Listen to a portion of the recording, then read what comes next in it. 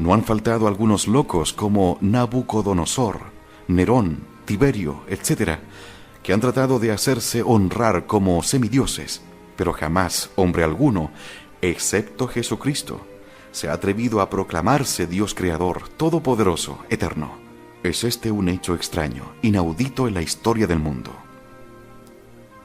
Esta afirmación de Jesucristo en sí misma, abstracción hecha de los milagros que le han confirmado, es tan extraordinaria en su forma y en sus circunstancias que se impone a la atención y al estudio de todo espíritu serio que quiere conocer la verdad.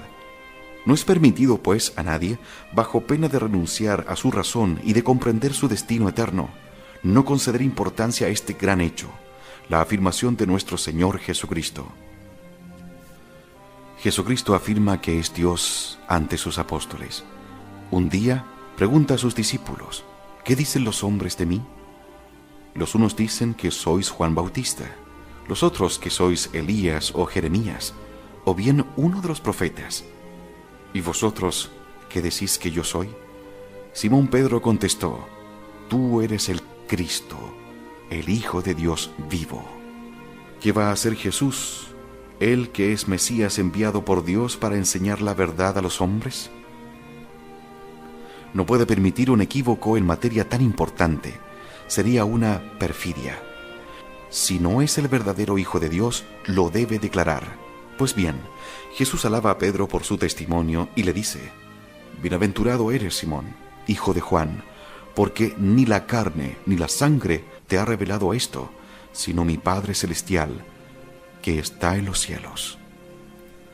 Y para premiar a su apóstol por su fe viva y probar al mismo tiempo que dispone de la omnipotencia, Jesús le elige por fundamento de su iglesia y le promete las llaves del reino de los cielos.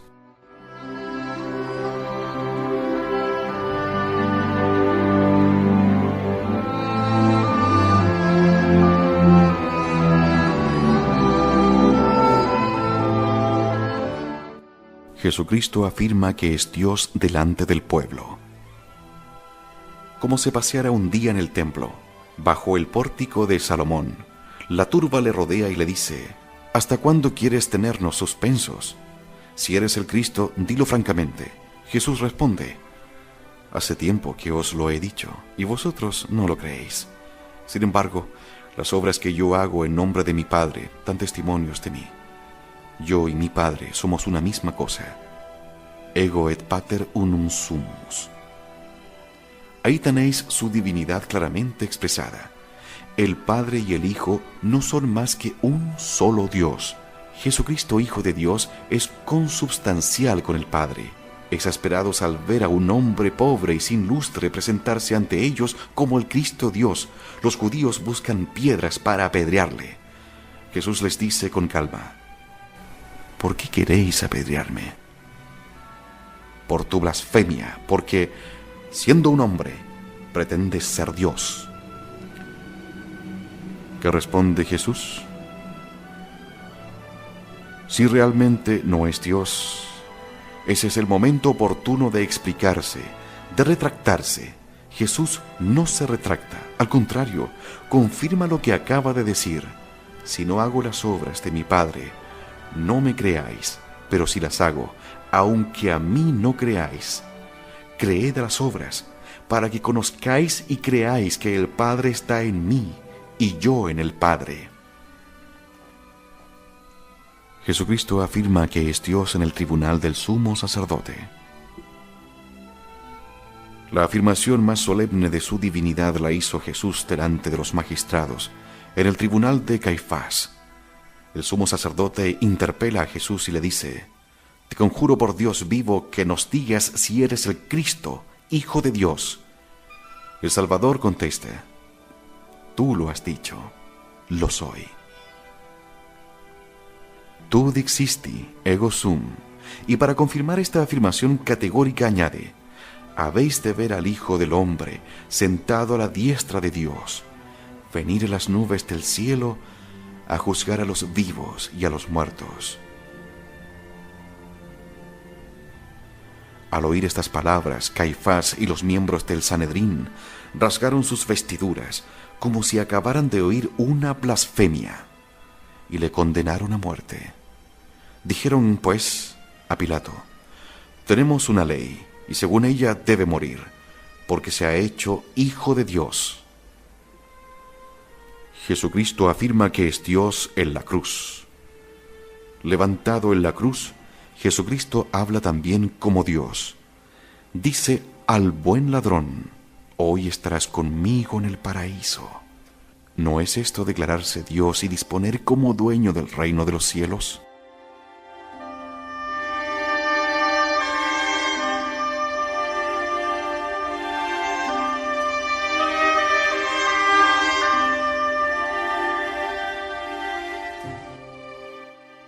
Jesucristo se atribuye los poderes, los derechos y los honores divinos. Es evidente que atribuirse las perfecciones de Dios, los poderes, los derechos y los honores divinos es declararse uno Dios. Pues bien, así procede Jesús. Se atribuye la creación del mundo y la eternidad. Un día los judíos le preguntan: ¿quién eres tú? Yo soy, contesta, el principio de todas las cosas. Abraham, vuestro padre, deseó ver el día de mi venida a la tierra. Lo vio y se gozó en él. ¿Cómo?, replican los judíos.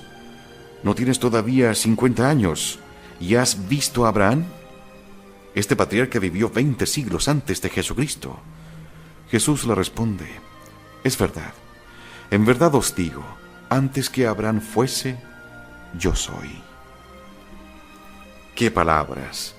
Jesús no dice era, sino soy. Antequam Abraham fieret ego sum. Antes dice pasado, yo soy dice presente, porque en Dios no hay ni pasado ni futuro, sino solo presente. Estas palabras recuerdan la sublime definición que Dios da de sí mismo a Moisés. Yo soy el que soy. Ego sum aui sum. Jesús se revela así, el ser único, eterno, necesario. Se atribuye además el poder de Dios, dice a los judíos. Todo lo que el Padre hace, el Hijo igualmente lo hace. Como el Padre resucita a los muertos y le da vida, así también el Hijo a los que quiere dar vida. El Padre a nadie juzga, pero dio el poder de juzgar a su Hijo, para que todos lo honren al Hijo como honran al Padre. Se atribuye la facultad de perdonar los pecados, la ejerce en nombre propio con el paralítico, la Magdalena, etc., y comunica este poder a sus apóstoles. Jesucristo reclama para sí el culto divino, un culto de fe, de esperanza, de caridad, de adoración. Vosotros creéis en Dios, dice, pues bien, creed también en mí. Tened confianza, yo he vencido al mundo. Si me pedís alguna cosa, yo lo haré. Hoc faciam. Exige para sí el amor supremo. Quien ama a su padre o a su madre más que a mí, no es digno de mí, mientras proclama el precepto. Adoraréis al Señor Dios vuestro y no serviréis sino a Él. Se deja adorar por el ciego de nacimiento, por las santas mujeres, por sus discípulos.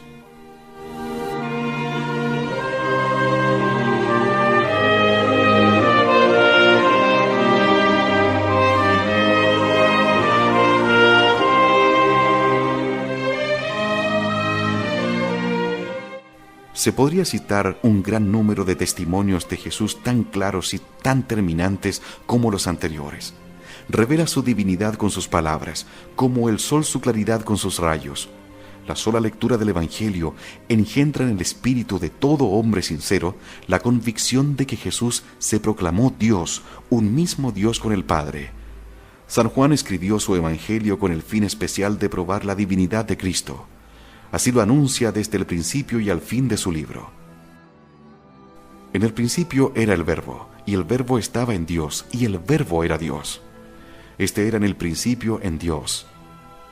Todas las cosas por Él fueron hechas, y nada de lo que es hecho fue hecho sin Él. Y el Verbo se hizo carne, y habitó entre nosotros. El final no es menos explícito. Y también hizo Jesús muchos otros milagros en presencia de sus discípulos. Estos, empero, han sido escritos para que creáis que Jesús es el Cristo, el Hijo de Dios, y para que, creyendo, tengáis vida en su nombre.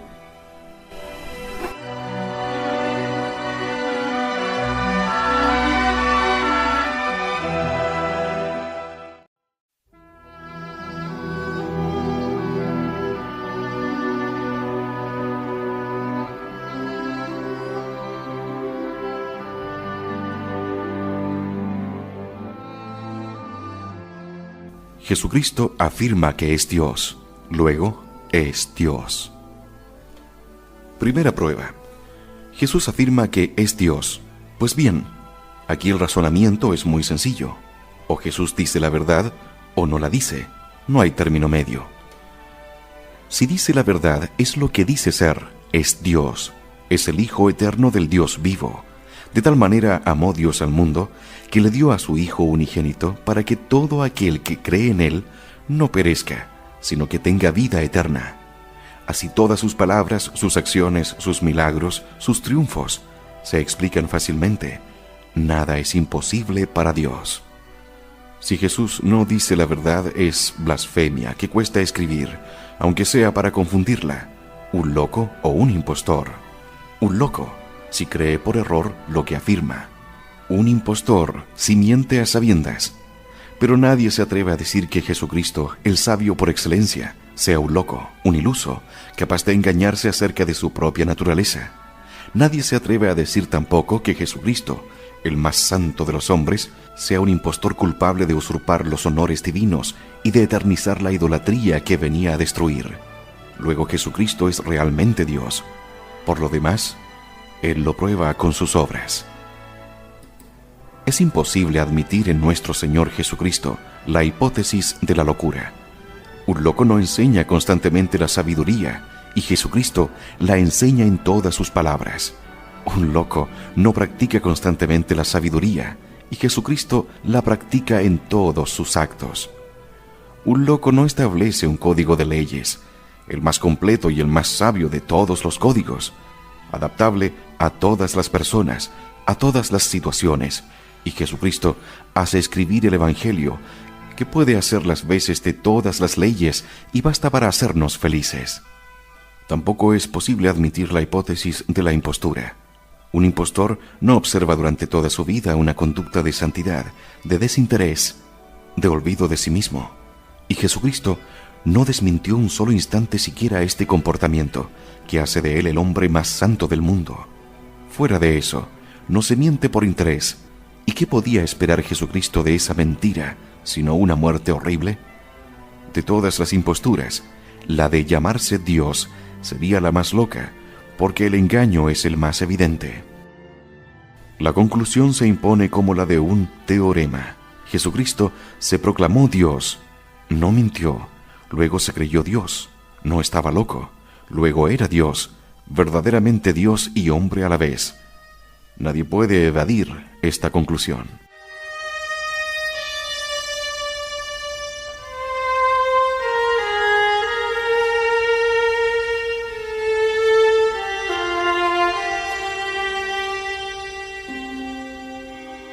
Esta es la segunda prueba. Dios da a sus enviados, a sus embajadores ante los hombres, como señal de su misión divina, el poder de hacer milagros y profecías. Jesucristo recibió ese poder. Era, pues, por lo menos, un enviado de Dios para instruir a los hombres y enseñarles la verdad. Pero Jesucristo se dice Dios, se declara Dios en el sentido estricto de la palabra. Luego es realmente Dios, o Dios, permitiéndole probar su divinidad con milagros, se hace cómplice del más culpable de los impostores. Pero es imposible que Dios permita a sus enviados que engañen a los hombres probando con milagros sus mentiras o sus horrores. Luego Jesucristo, enviado de Dios, no pudo hablar ni obrar de manera que probara que era Dios, si realmente no lo era. ¿Jesucristo obró como Dios? Sí, Jesucristo obró como Dios, porque hizo obras divinas. El hombre posee un triple poder: la fuerza exterior para obrar, la inteligencia para conocer, la voluntad para hacer el bien. Su actividad se despliega en el orden físico, intelectual y moral. En estos tres órdenes, Jesucristo hizo obras que superan todas las fuerzas creadas. En el orden físico, Jesucristo hace, en nombre propio, numerosos milagros. En el orden intelectual, manifiesta una ciencia divina, sea por la sublimidad de su doctrina, sea por la claridad de sus profecías. En el orden moral, vive en una santidad infinitamente superior a toda perfección humana y practica virtudes naturalmente inaccesibles al hombre. Es así que solo Dios puede hacer obras divinas. Luego Jesucristo obró como Dios, luego es Dios.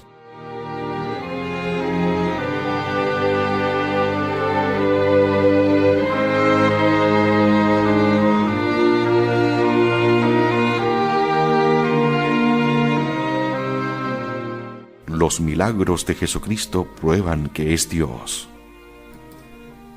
Hemos demostrado ya que Jesucristo hizo numerosos milagros perfectamente comprobados. Estos milagros no solamente prueban su misión divina, sino que prueban también que es Dios, porque los hizo en nombre propio como Hijo de Dios, y los dio en prueba de su divinidad. Dijo a los judíos: si no queréis crecer en mis palabras, creed en mis obras.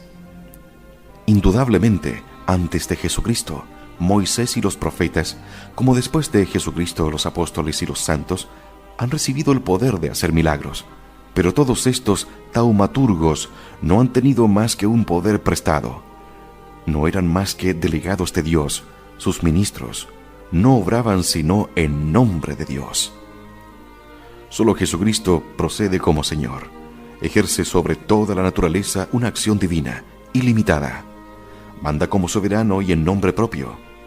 Dice al leproso: yo lo quiero, sé limpio. Al paralítico: levántate, toma tu lecho y anda. Al ciego de Jericó: ve, tu fe te ha salvado. Al centurión: vete, tu servidor está sano. Al hijo de la viuda de Saim: joven, te lo mando, levántate. Él puede todo lo que quiere. Este no es, por cierto, un poder delegado, un poder prestado. Más todavía, Jesús comunica a sus apóstoles y a sus discípulos el poder de hacer milagros en su nombre y por su propio poder. En verdad os digo, el que en mí cree, las obras que yo hago también él las hará, y aún mayores que éstas hará. Los que creyeron en mí, dice en otra parte, echaron fuera demonios en mi nombre, hablarán nuevas lenguas, y poniendo sus manos sobre los enfermos, los sanarán. Y de hecho, los apóstoles, en nombre de Jesús, obraron una multitud de milagros. Finalmente, el milagro es un hecho divino. Siendo un hecho divino, prueba que Dios ha puesto su poder a disposición de aquel que lo hace, y prueba por eso mismo que el que lo hace no es un impostor. Si Jesús, que se llamó a sí mismo Dios, no lo era, tendríamos que llegar a esta conclusión, que Dios, dándole el poder de hacer milagros, protegió a un falso profeta y acreditó una mentira. Pero como es imposible que Dios, la verdad por esencia, pueda engañar así a los hombres, se deduce que Jesucristo, que se dice Dios y que hace milagros para probarlo, es realmente Dios. Este es el hombre Dios, el Emanuel deseado por todos los pueblos.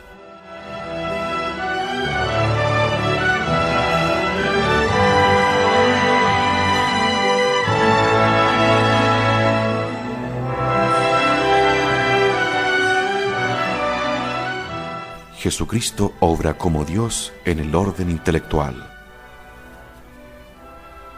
Prueba que es Dios con la doctrina que enseña. Hemos demostrado la excelencia de la doctrina de Jesucristo, y hemos probado que no podía venir sino de Dios. La manera como Jesucristo la enseña demuestra también que Él es Dios. Jesús la enseña en su propio nombre. Se coloca sobre los doctores, los legisladores, los profetas. Enseña como Dios. Dice: soy el camino, la verdad y la vida. El que me sigue no anda en tinieblas. No dice como los moralistas: voy a mostraros el camino, sino que dice, el camino soy yo. No afirma como los sabios, os voy a enseñar la verdad, sino que dice, la verdad soy yo. No asevera como los legisladores y los profetas, hallaréis la vida en mis leyes o en mis revelaciones, sino que dice, la vida soy yo. No es un camino, sino el único camino de salvación. No es verdad, sino toda la verdad. No es una vida que pasa, sino la vida que dura para siempre. Los judíos tenían razón en decir, jamás hombre alguno ha hablado como éste. La ciencia de Jesucristo no se parece en nada a la ciencia del hombre ni a la ciencia de los profetas. Habla de la Trinidad como otro lo haría de su propia familia, del paraíso como de la propia casa.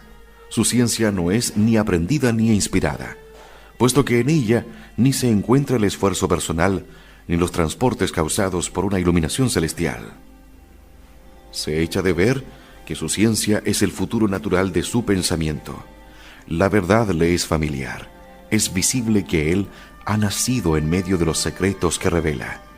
Así se explica que el espíritu que se cansa de las obras maestras de los hombres se recrea siempre leyendo el Evangelio. Ante la majestad del Evangelio, como ante la de la creación, el espíritu reconoce lo divino. Jesús es, a la vez, el doctor más sublime y el más llano. Sabe cautivar a los niños, a las pobres mujeres del pueblo, lo mismo que a los doctores de Israel. Cuando enseña, todos los hombres le reconocen por su maestro, desde los pieles rojas del Canadá hasta los sabios de la academia. Todo el hombre queda cautivado, desde las cimas de la inteligencia hasta las fibras más íntimas del corazón. Y la palabra de Jesús sigue siendo la luz del mundo. El cielo y la tierra pasarán, pero su palabra no pasa. Solo Dios, hecho hombre, y dirigiéndose a los hombres, puede hablar en esa forma. Yo creo en Cristo, porque ha traído a la tierra la doctrina más sana, la más fecunda y la más divina que haya jamás brillado sobre la inteligencia humana. Una doctrina tan celestial no puede ser fruto del error y de la mentira. Cristo lo ha dicho, como lo dice la razón. Las doctrinas se conocen por su moral, como el árbol por sus frutos. Los frutos del cristianismo son infinitos, perfectos y divinos. Luego la doctrina misma es divina. Luego el autor es un verbo divino, como se llama a sí mismo. Ved por qué soy cristiano.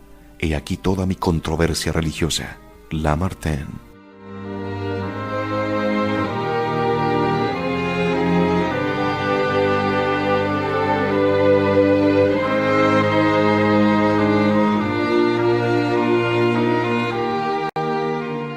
Jesucristo prueba que es Dios con sus profecías. Dios nos deja la ciencia de lo pasado, la ciencia de lo presente, pero reserva para sí la ciencia de lo porvenir. Lo porvenir no pertenece a ningún hombre, lo porvenir es de Dios. La profecía es la ciencia de lo futuro, luego solo Dios es el principio y la fuente de toda profecía. Los profetas anunciaron lo porvenir, pero no en nombre propio, ni por propia ciencia. Jesucristo hizo en nombre propio y de propia ciencia una multitud de profecías. Al contrario de los otros profetas, jamás emplea la fórmula bíblica. El Señor ha dicho, y no solamente habla en nombre propio, sino que promete realizar él mismo las profecías que anuncia. Prometió resucitar después de su muerte, subir al cielo y enviar el Espíritu Santo a su iglesia. Prometió que, una vez levantado de la tierra, es decir, crucificado, lo atraería todo a él, hombres y pueblos. Prometió que su evangelio sería predicado a todo el mundo y que su iglesia, fundada sobre Pedro, subsistirá siempre, a pesar de las herejías, los cismas y las persecuciones de todas clases. Estas promesas las han cumplido porque la resurrección de Jesucristo, su ascensión, la venida del Espíritu Santo sobre los apóstoles, la conversión del mundo al Evangelio, el establecimiento y duración de su iglesia, a pesar de obstáculos humanamente insuperables, son hechos históricos absolutamente ciertos. Es así que solo es propio de Dios hacer tales promesas y, sobre todo, cumplirlas. Luego Jesucristo es Dios.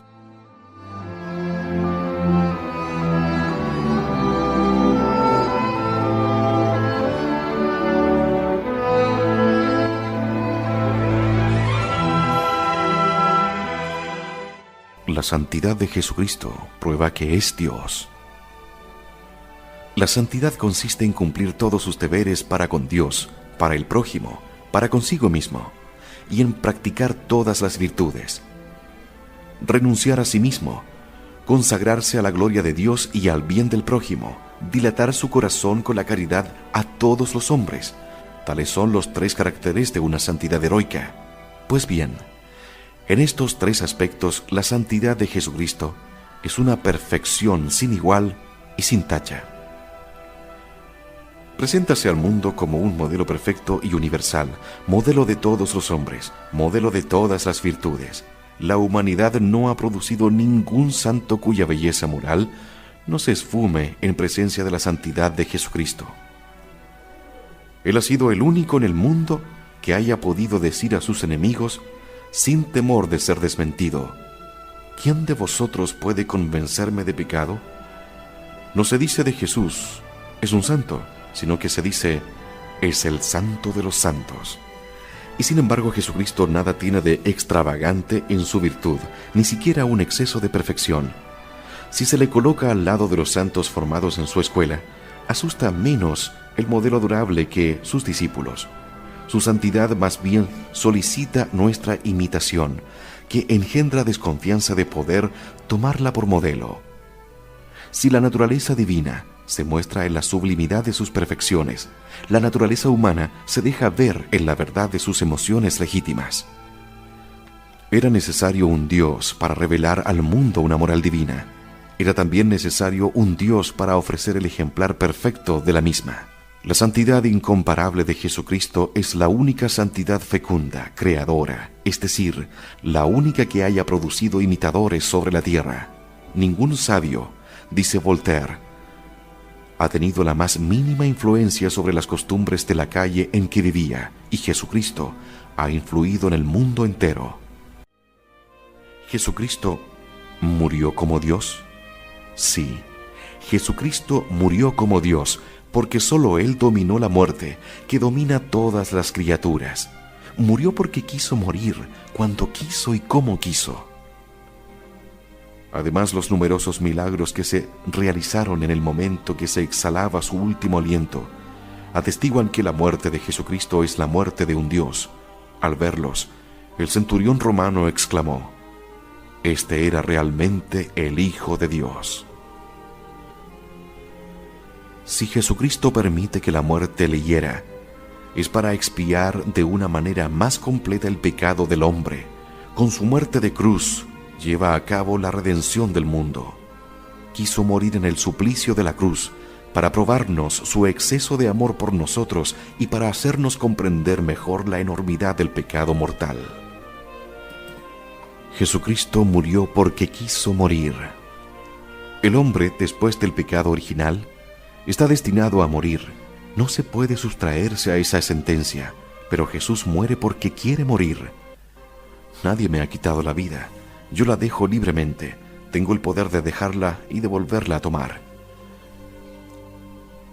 Señor de la muerte, Jesús habla de ella con toda tranquilidad, como de una circunstancia de su vida, querida y prevista. Mirad que subimos hacia Jerusalén, donde el Hijo del Hombre será entregado a los príncipes de los sacerdotes y crucificado.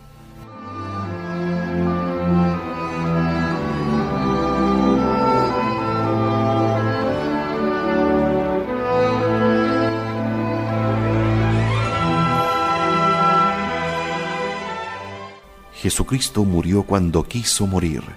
Él fija la hora. Más de una vez los judíos habían tramado su muerte, y a pesar de sus deseos, no se habían atrevido a ponerle las manos encima, porque su hora no había llegado todavía. Cuando llegó la hora, Jesucristo la indicó: «Esta es vuestra hora y la hora del poder de las tinieblas». Jesucristo murió como quiso morir. Él nombra con anticipación a sus verdugos, descubre al traidor que debe entregarle, indica el género de muerte con todas las circunstancias de su pasión. Si Jesucristo no hubiera elegido libremente esta muerte infamante y prevista, podía fácilmente sustraerse a ella. Finalmente, La muerte de nuestro Señor va acompañada de milagros que no se producen cuando muere un hombre. El velo del templo se rasga, la tierra tiembla, las rocas se parten, los muertos resucitan, el sol se obscurece y las tinieblas cubren toda la tierra. Todo muestra que el universo está de luto a causa de la muerte del hombre Dios.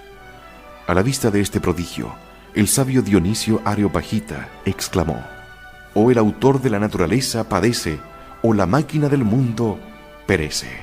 Este fenómeno sobrenatural fue consignado en los archivos públicos del Imperio Romano. Tertuliano, 160 años más tarde, invocaba su precioso testimonio, y el mártir Luciano decía a los emperadores: «Sí, yo creo en la divinidad de Jesucristo, y vosotros deberíais creer también. De acuerdo con vuestros propios anales, abridlos y hallaréis que en tiempo de Pilato, cuando Cristo sufrió en pleno mediodía, las tinieblas desalojaron la luz».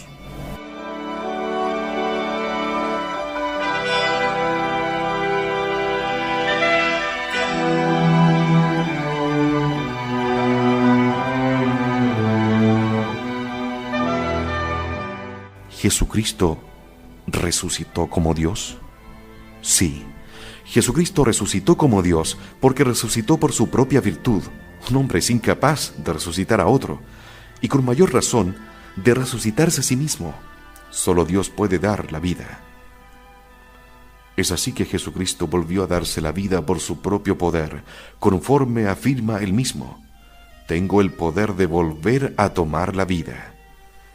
Aparte de esto, había predicho más de una vez su resurrección, dándola como prueba de su divinidad. Luego Jesucristo es Dios, puesto que se resucitó a sí mismo.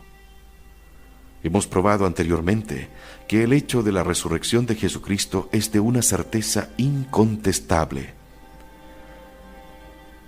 Quédanos por demostrar que el milagro de la resurrección prueba de una manera invencible la divinidad de Jesucristo. Los dos hechos siguientes establecen esta prueba. Jesucristo anunció claramente su resurrección a los judíos para probar que Él era Dios. La creencia en la resurrección de Jesucristo es la que más ha contribuido al establecimiento y a la propagación del cristianismo. Los primeros cristianos llamaban a la resurrección el testimonio, es decir, la garantía por excelencia de la divinidad de Jesús y de su religión. Jesucristo anuncia su resurrección en prueba de su divinidad. Los escribas y los fariseos dijeron un día a Jesús: «Maestro, quisiéramos verte hacer un milagro, a fin de saber si eres realmente el Mesías anunciado por los profetas». Respondió Jesucristo: «Esta generación mala y adúltera pide una señal, mas no les será dada sino la de Jonás profeta.